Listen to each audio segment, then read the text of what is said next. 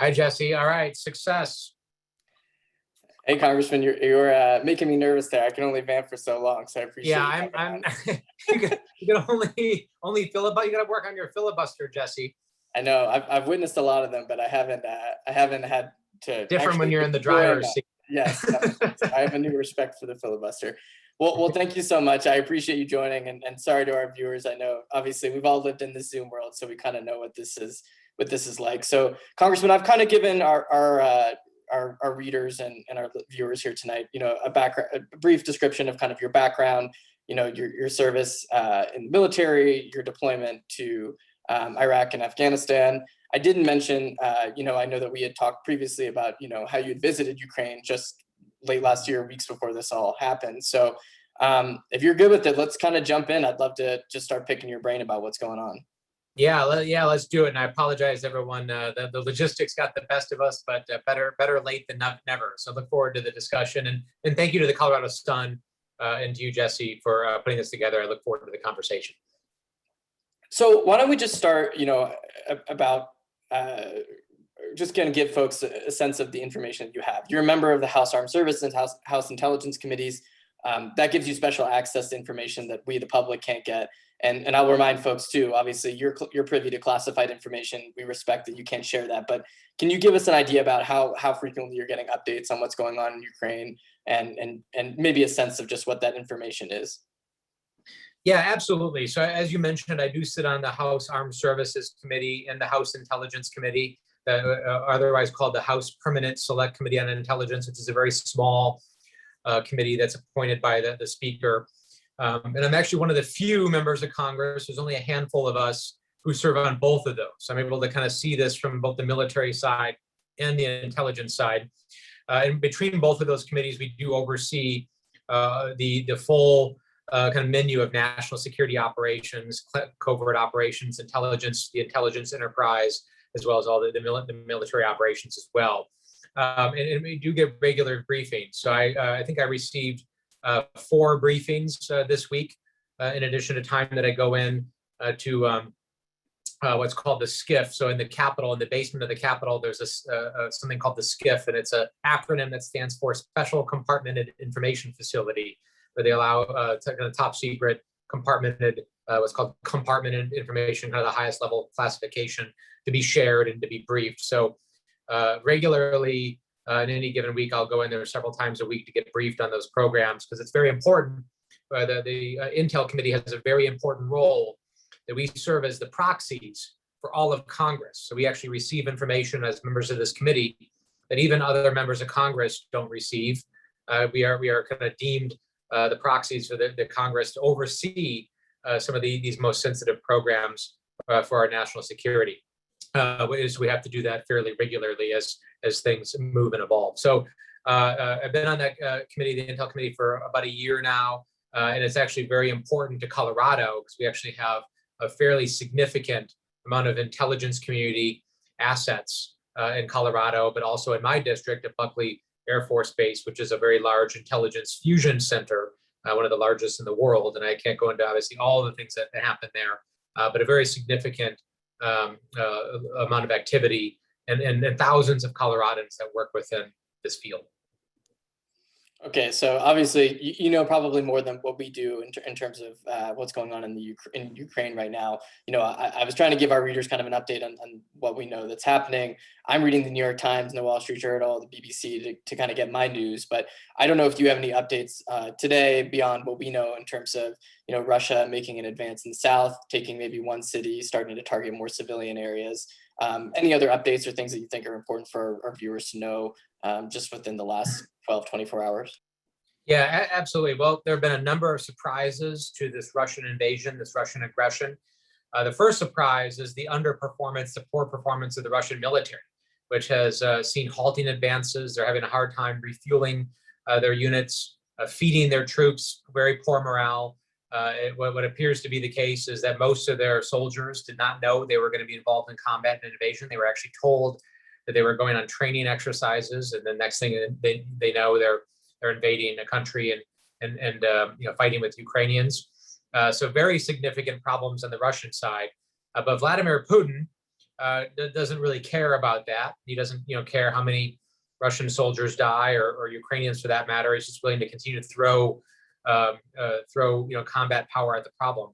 The other interesting surprise has been the overperformance or the incredible will and ferocity of the Ukrainian resistance in the Ukrainian military, which has performed extremely well.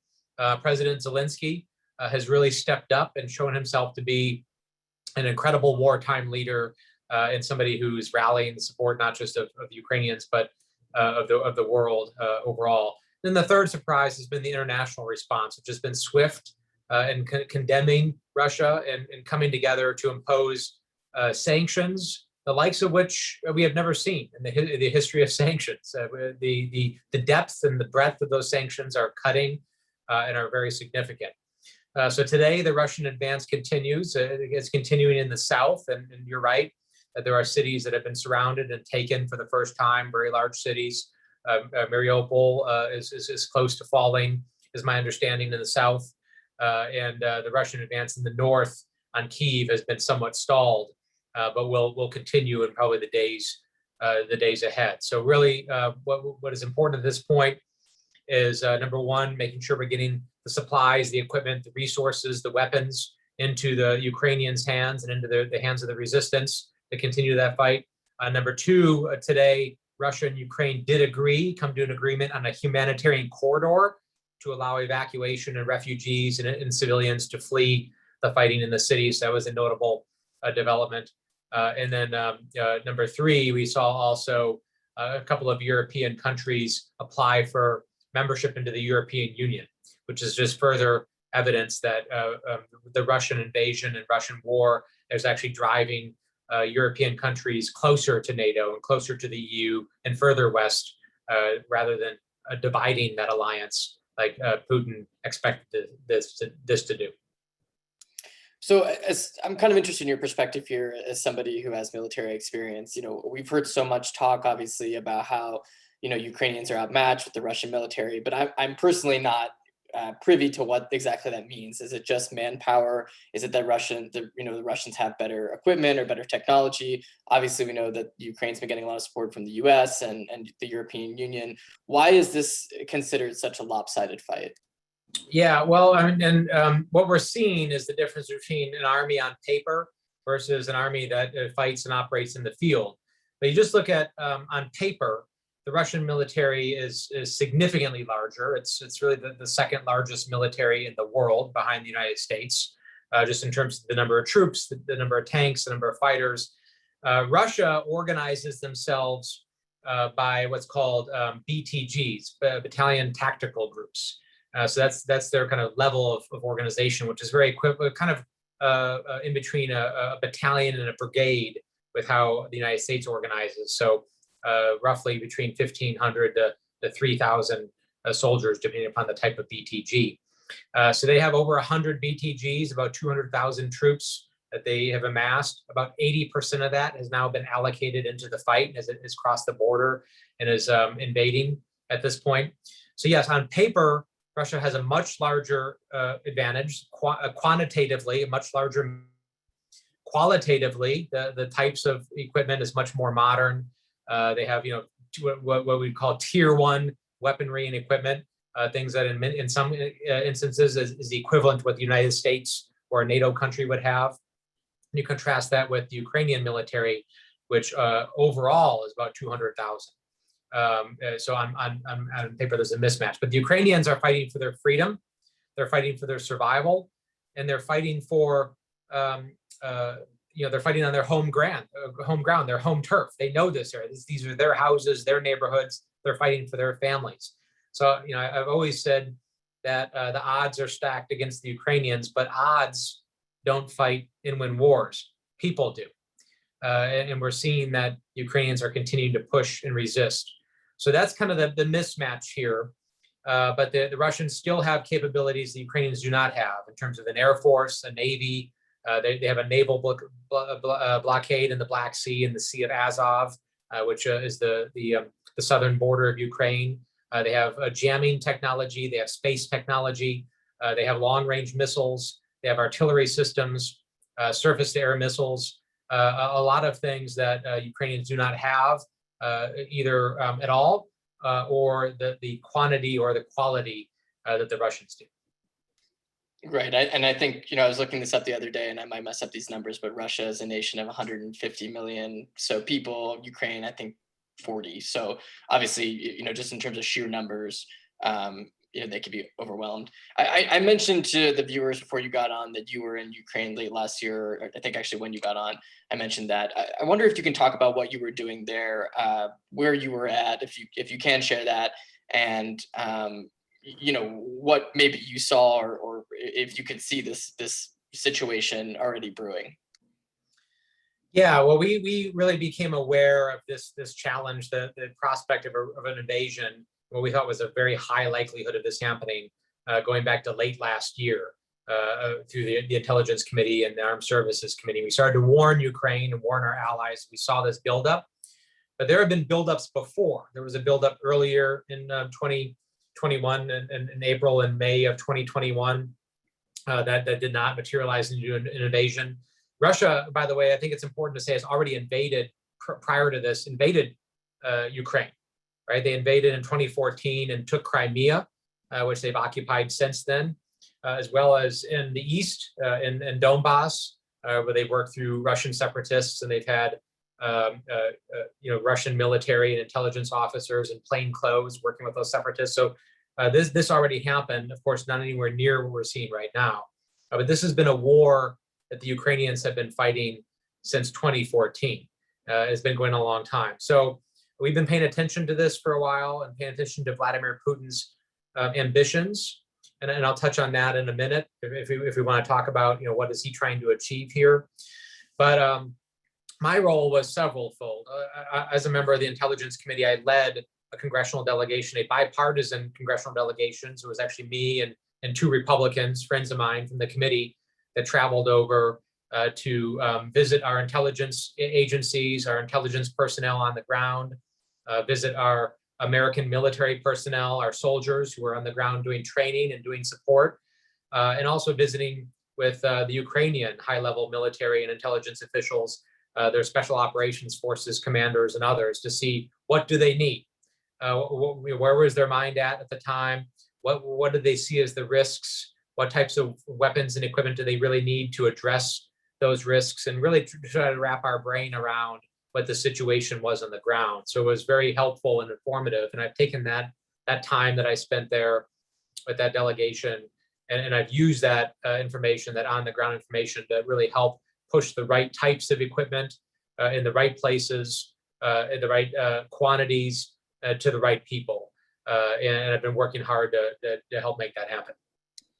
Right. I don't know if this is classified, but I certainly had read in the New York Times in preparation for this interview, just about how something as simple as the Javelin, anti-tank missile launcher, and how that can be easily deployed, and you're seeing all these images of blown out tanks, and that's an American weapon, and it's been super interesting. So obviously, let's jump around a little bit here, because you're talking about Putin's ambitions. I guess that's kind of a question that I think a lot of people have on their mind. Like, what is the end game here? It doesn't seem clear, and what is Putin willing to do to win this war? I'm sitting here wondering if we're going to see a nuclear attack. Is Putin going to move beyond Ukraine into NATO countries? What do you see as kind of the trajectory of this conflict? Well, we really have to go back to the early days of Vladimir Putin. Who is Vladimir Putin, and how does he see the world? Vladimir Putin is a young man, actually joined the KGB during the Soviet Union because he believed, and he's written about this, some of his public writings, that he believed in that spies and intel officers could change the world. So he actually was a young KGB officer in St. Petersburg when the Soviet Union collapsed. And this is somebody that truly believed in the communist project and the Soviet Union, and his role as a KGB officer, and believed in going back in history in Russian greatness, and that Russia should be one of the, if not the great power in the world. So he was a young KGB officer when the Soviet Union collapsed, and there's this story of him as a young officer sitting over a burn barrel and burning KGB files and just having a visceral reaction as his dreams and his hopes and his aspirations and his view of Russia kind of collapsed around him. That, many people believe, is really the formative experience of Vladimir Putin. He has since spent his life in the decades since trying to address that collapse and reverse it, rebuild the Soviet bloc and the Soviet kind of sphere of influence in Russian greatness as he sees it. And as part of that, he believes that a bunch of Eastern European countries, Ukraine being the biggest and the most important, belong as part of Russia. He believes that historically it should and must be a part of Russia, that he can't achieve his goal. He can't rebuild that empire without Ukraine. So Ukraine is the crown jewel to Vladimir Putin. And that's why his risk aversion is very low. He has a very high risk tolerance, I guess is a different way of putting it. He's willing to do really illogical and unrational things to try to achieve that. So his goal is to rebuild that Russian empire and to absorb countries and nations that he believes are Russian historically back into that empire. And he's doing that by force. I think you kind of get a sense of what's going on here. At least for me personally, it makes more sense in maybe a sick, twisted way here that this is all kind of based maybe on pride. You know, the illogical sense of it. You know, it sounds like it is, you know, more Vladimir Putin's ego or something than it is anything else or strategic, which is kind of incredible. I think that's fair. This is really about the personality and the psychology and the goals of one man. There's no doubt about that. Yeah. So I know yesterday when we were talking, you had mentioned that Russia is likely to ramp up in terms of siege tactics. I wonder if you could talk about what that means exactly and what that's looking like on the ground. I know we're maybe starting to see that, but how does that physically play out for Ukrainians? Yeah, so let's just describe to the viewers here what siege tactics is, what that means. So essentially what it means is you surround a city, you cut it off, and you cut off their water, cut off their electricity, you cut off their food supply, you attempt to starve them and break the will of the civilian population and the people. And at the same time, you bombard them with aerial bombardment, with bombers, with artillery, until they cannot withstand anymore and they collapse or they give up, they surrender. That, of course, is a violation of the law of war, violation of the Geneva Convention, and obviously a humanitarian catastrophe, as well as immoral. But it does appear that that's his intent. He's already doing that in multiple cities, Kharkiv, Mariupol, and they look like they're replicating that strategy. So just the magnitude of human suffering and civilian casualties is really hard to grapple with, frankly, and it's going to get much worse if he continues to do this, because it does look like he is not backing down, and as we just talked about his psychology, he must win in his own view, and he's willing to do anything necessary to do that, which makes him an extremely dangerous person. And we're also talking about a nuclear armed, one of the two largest nuclear arsenals in the world. So I think we have to take him seriously. We have to be very careful that we're supporting the Ukrainians, but we're not escalating this and then having it spill into Europe and into a broader conflict as well. So I know President Joe Biden has said that American troops will not be on the ground in this conflict, that American planes won't be flying. At least that's my understanding of that. But I wonder if there is a point where you feel like America has a duty to step in. One of the developments that I think people have probably been watching in the past few hours is news that the Russian army was shelling essentially a nuclear power complex, that a fire had broken out there, and that someone in Ukraine, an official, was warning that the disaster could be worse than Chernobyl. Is there a line here at some point where the United States is obligated to move beyond sanctions and providing arms to the Ukrainians to a more aggressive role where, I don't know if there is a point where boots should be on the ground? Yeah, I don't see that line. For the reasons I just talked about. I mean, there's a lot of things we can do, but and Ukraine is a unmitigated disaster. There's no doubt about that. And all of our hearts are breaking seeing these scenes of civilian casualties and children and bombed daycares. But the reality is, when we're dealing with an unstable man like Vladimir Putin, and a man with a enormous military, but with a nuclear military, whose psychology is a big part of what's happening here. Putting American troops on the ground and fighting against Russians, and risking an all-out conventional war between the two great militaries of the world, nuclear armed militaries, it presents a level of risk and potential catastrophic outcome that I think we need to avoid at all costs. And I think that's why I agree with President Biden that we shouldn't be doing this. And I've heard a lot of calls. There's been a lot of people talking about establishing a no-fly zone. But let's just think about what that would entail, right? Well, to establish a no-fly zone, you have to send U.S. fighter jets up into the air, where currently there are Russian fighter jets flying, and they need to shoot down or force down those Russian jets. That's an act of war, and it would create war between the United States and Russia. So for all the reasons I talked about, I don't see that as a tenable solution right now. So there's a lot of things we can do that are short of that, that can help us tip this in a good direction, and in the direction of the Ukrainians. All right, I'm going to ask a few more questions, and then we'll get to some of our reader questions. And again, if you'd like to submit a question, you can do so in the chat, but they are sent directly to me if you email them to questions@coloradosun.com. So, you talked about kind of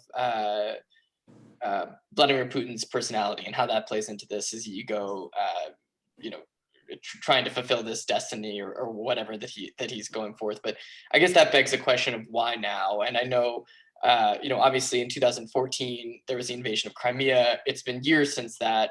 The Russian military hasn't changed. What stoked this? And I guess along those lines, I mean, there's been so much talk too about whether or not you can draw kind of a direct line from, the American pullout in Afghanistan to what's happening here. So I wonder if you can address those points. Yeah, so Vladimir Putin tried to do this without an invasion. He tried to accomplish his goal of reabsorbing Ukraine back into Russia without an invasion. They had a limited invasion, like I said, in Crimea and Donbass. But for the last decade, he's been trying to do misinformation, disinformation, destabilizing operations, and trying to depose the democratically elected leaders of Ukraine, in this instance, Zelensky, or to persuade them to basically become puppets of the Russian state and of Vladimir Putin. He failed at that. So he tried to do it. It didn't work. So that's reason number one. And it became clear that those efforts weren't going to work.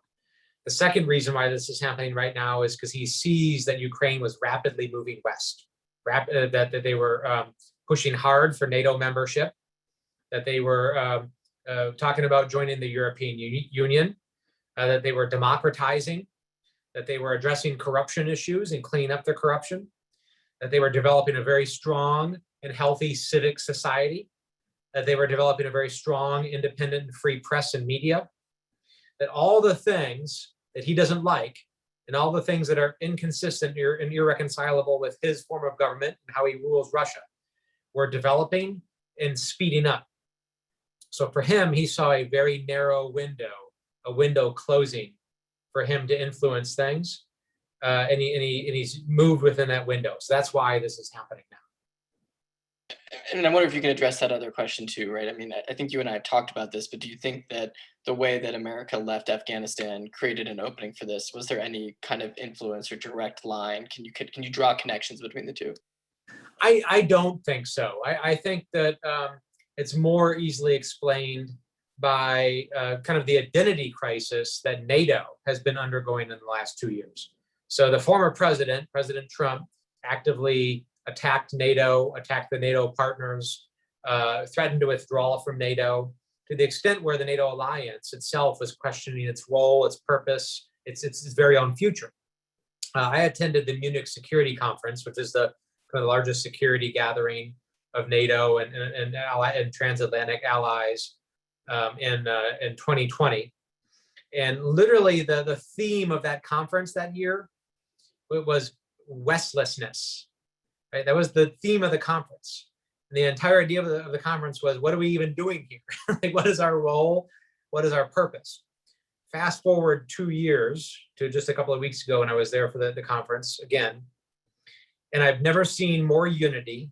I've never seen more resolve, more focus on what NATO is about, its role, its value in promoting world stability and prosperity than I saw a couple of weeks ago.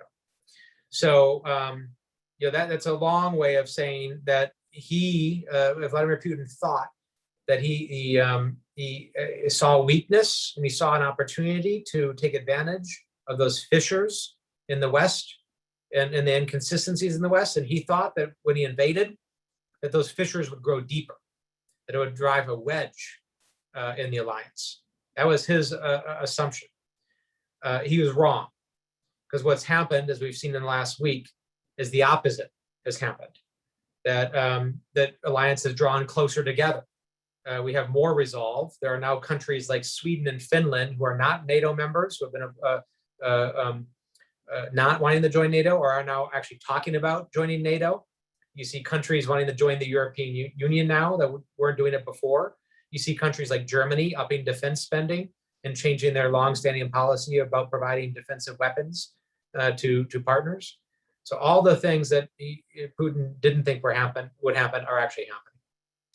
All right, and let me ask one last question before we get to some of the reader questions. The thing that I've been kind of wondering here is what the best outcome we can hope for is out of the peace talks between Ukraine and Russia.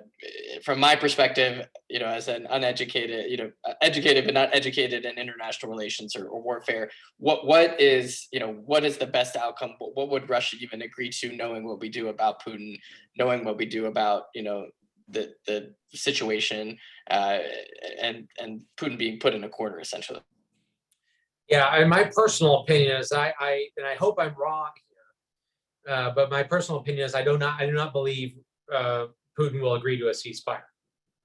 I believe he thinks that he's already committed, that he's already suffered a lot of the consequences of making that commitment and doing the invasion, that the price of admission for him has already been paid, and that he needs to finish this. And that a ceasefire would be seen as weakness, would be seen as something short of victory. Now, again, I hope I'm wrong, but I think, knowing what I know about him and his goals and what's happening here, I think he continues to push forward on this, in that peace discussions in these meetings are frankly performative or illusory at best. The end game, I think he continues to press this invasion. And I think that eventually this transitions from a army on army fight, or what we would call a conventional warfare, to unconventional, to a resistance movement. And I think that it actually becomes much, much harder for Russia, because they don't have a military that's equipped to deal with that. Putin does not have the money for a long-term occupation that's contested. And you have a country the size of Texas with over 40 million fiercely independent, proud Ukrainians who have shown themselves willing to resist and continue to resist. And Russia cannot do that with 200,000 troops. You cannot occupy a country of 40 million of that size with a couple of 100,000 troops. And I think they're about to see that. And I think they're going to be in for a world of pain in the months and years ahead. All right, thank you for answering that. So now I want to shift to some of the questions that our readers submitted for this evening. I wonder, I'm not going to read out the names of folks who submitted them, but this first one is about whether or not you think that the new sanctions against Russia will be an effective tool to rein in Putin when previous sanctions have not been. What real pain will Putin personally feel with the new sanctions? Yeah, that's a great question. So the answer is maybe, which I know is a unsatisfying answer, but it's the accurate one. So we have unprecedented sanctions, and that's with respect to the type of sanctions, like sanctioning Russia and Lavrov and individual oligarchs and really his inner circle, those who support him and his control and power. You have broad-based sanctions against their financial institutions, the cutting them off of SWIFT, for example, and the ability of Russian banks to conduct transactions. So these are deep, they're broad, and they're novel. They're things that Russia hasn't seen before, things they're not used to. Now, the factors that will determine whether or not they're successful is, number one, whether we can stick with them. Vladimir Putin doesn't believe that European countries and others will stick with these sanctions for the long run. That as soon as they start having costs and being difficult to maintain, that people will lose interest. That's number one. Number two, he thinks he can continue to work with countries like China and Iran and others and go around the sanctions and continue to sell oil to those countries and keep their revenue going. And number three, he has a very large rainy day fund. So let's not forget that Putin has been planning this for a long, long time. And he's put away hundreds of billions of dollars of assets to help even out the pain on his oligarchs and on the Russian economy for this very reason. So he's trying to outlast us. So the longevity issue, whether we can stick with these sanctions in the long run, is going to determine. Sanctions take a while to hit too, by the way. Some of them are immediate, but most of them take months or sometimes even years to really have full impact. So the longevity is going to be key to success. It's been kind of interesting to me to see how some of the sanctions have alerted, the Russian people to what's going on. Even something as simple as Apple Pay or Google Pay not working on their phones is kind of a reminder every time you go to the subway or at the store that of kind of the international crisis. So it's interesting to see what the fast acting ones are. Kind of segueing on that, another in terms of sanctions and economic effects, one reader wanted to know that given that oil and gas is the primary driver of Russia's economy, why that economic and banking sanctions haven't specifically targeted the oil and gas industry.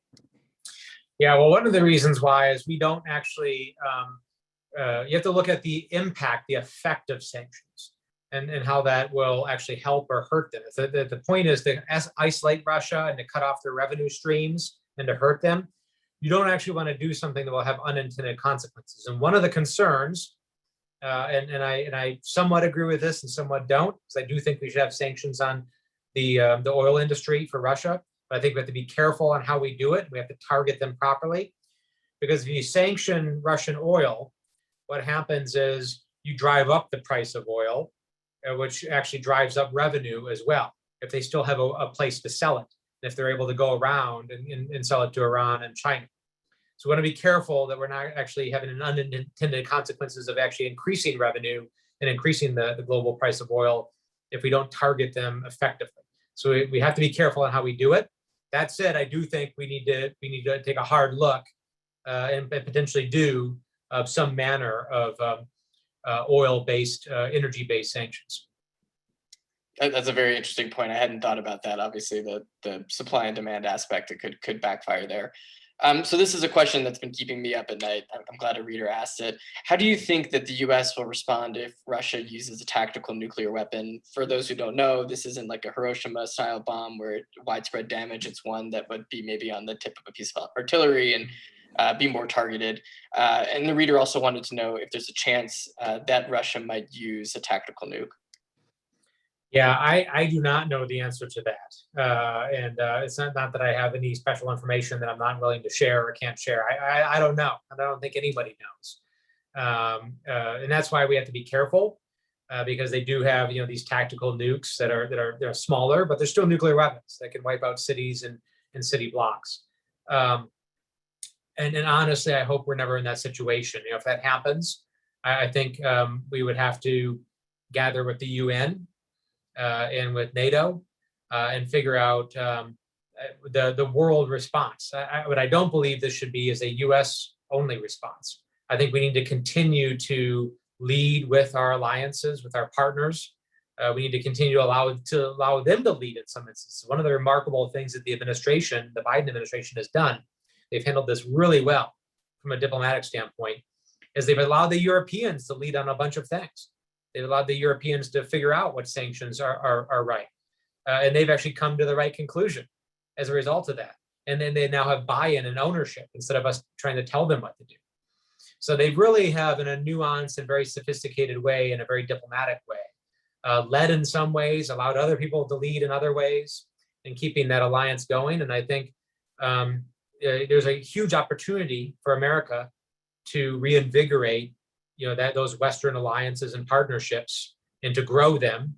And I think any response should be based on kind of collaboration and discussion with those partners. One of our readers wants to know why was the Ukrainian invasion not thwarted by everyone in NATO agreeing to keep them out? Could that have worked as a way to just avoid this conflict? Yeah, the short answer is not many people believed the United States. We going back to December, started to warn the world, started to warn NATO and even the Ukrainians that this was probably going to happen. And very few people believed us. And in response to that, we actually did something unprecedented. This is another thing that the Biden administration did remarkably well, and in a way that's never been done in the history of our country before. We started to declassify some of our highest level intelligence. We declassified it and we pushed it out to the public. And we pushed it out to our partners and the Ukrainians. And we said this was going to happen. And we said how it was going to happen. And we started to talk about the buildup, releasing specific numbers. And we started to talk about Putin's goals and motivations. And we even released information that we had about a false flag operation that the Russians had planned and were getting ready to implement. Then we released that and declassified it. And we deprived Vladimir Putin from the ability to use that. He didn't do it because we warned everyone that he was going to do it. So that's been pretty remarkable in just the scope and the scale of that declassification. And I think it's worth noting.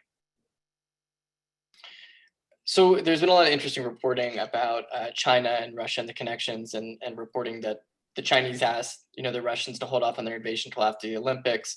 Are you concerned that China is going to help Russia avoid some of the sanctions? And if they do, should there be any consequences for them? Yeah, I am concerned about that. I've long been concerned about the close relationship and drawing closer relationship in the alignment of the two largest autocratic regimes between Russia and China. And it's been a delicate relationship, but it's one that has been growing. And I've been concerned about their willingness to buy Russian oil, frankly, and to continue the revenue streams into Russia, and to help soften the blow of those sanctions, and to help Russia usurp those sanctions. And I think that's why we have to continue the diplomacy. We have to continue the declassification to the extent that we can. We have to continue to exert pressure on not just China, but any other country that wants to assist, the rogue regime that is Russia right now. And one thing I'll note, though, yesterday there was a UN resolution condemning the invasion, and it was truly remarkable, the votes in a positive way in that voting for that resolution. Overwhelmingly, the world stood against Russia and in favor of democracy and in favor of Ukraine. And even countries that we thought would almost certainly vote no actually abstained from the vote. And that includes Cuba and China. So that was actually notable. But there were some countries that voted no on it that were surprising. And actually, there were a lot of countries in Africa that voted against the resolution, which shows us that we actually have some work to do in Africa, that we have some engagement, we have some diplomacy, we have to have a strategy to address our challenges in Africa, because it's not moving in the direction we want it to move in terms of freedom, democracy, and self-governance. I do think one of the news alerts that flashed across my phone right before we jumped on was an interesting one from the Wall Street Journal, looking at the relationship between China and Russia and how the invasion has kind of tested that and is testing it. Let me ask you two more questions here before I let you go. I wonder, one of our readers wanted to know if you can talk about the U.S. humanitarian aid that's going to Ukraine right now. Obviously, there's been a lot of talk about ammunition and different arms that we're providing with them, but are we providing food and water to the Ukrainians as well? Yeah, the short answer is yes, but we also are working on what's called an emergency supplemental in Congress right now, billions of dollars of additional aid. That'll be food, water, tents, equipment, and other things to assist. Now, the risk response will be done by the UN Human Rights Commission, or High Commission, actually UNHCR, UN High Commission on Refugees, that will take the lead role here in Europe. But we will support that as a UN member and as a country that does a lot more than anybody else in terms of humanitarian aid and human rights work and aid development. So we've got to pass some additional funding to help backfill the need for what is going to be an unbelievable humanitarian crisis. I think we can expect 4 to 5 million refugees to flee Ukraine into Europe over the next couple of months. And that's going to require an international response to address it. And this last question, I think, is something that a lot of people are wondering right now. What are the best actionable ways to support Ukraine as an average everyday citizen in Colorado? Well, I mean, these signs of support, these outward signs of support, the rallies, the protests, actually matter, right? And I know there's some people that say, oh, don't fly the flag or wear the ribbon. What we need is weapons. Well, that's a false choice, actually, right? Because we're working on the weapons and the equipment in that work. But the Ukrainians, and I've actually heard this directly from the Ukrainians, it has meant a lot to them to see the world stand with them. They are in a dark place.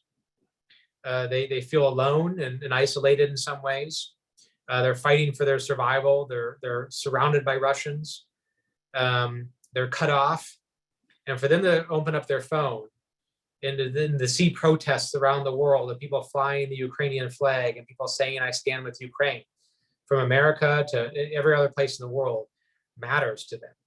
It helps with their morale, it helps embolden them, and it shows that they're not alone. So those signs of support do matter.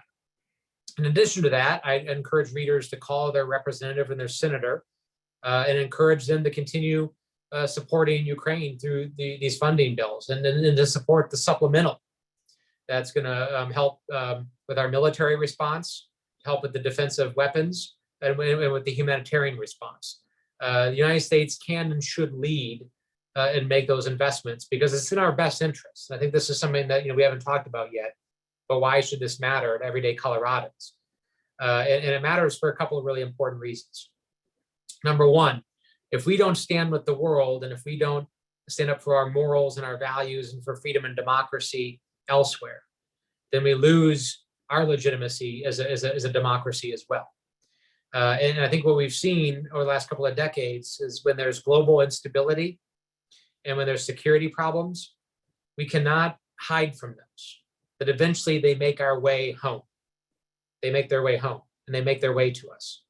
So it matters when the United States engages.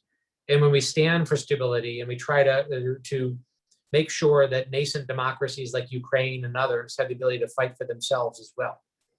The second is just our economic concerns. We have a global economy. It's not a national economy. It's not a state economy. It's a global economy. And even Coloradans know that well. And if there isn't security and stability, then the economy is not healthy. And that means Coloradans can't be healthy and they can't do the things they need to do to run their businesses, export their goods, develop new technologies in collaboration with foreign partners and everything else. Well, we'll be watching closely everything that goes on. I know I probably can speak for all the viewers here tonight that we're going to be glued to our phelphones and CNN, just watching what happened. It's certainly riveting and extremely upsetting.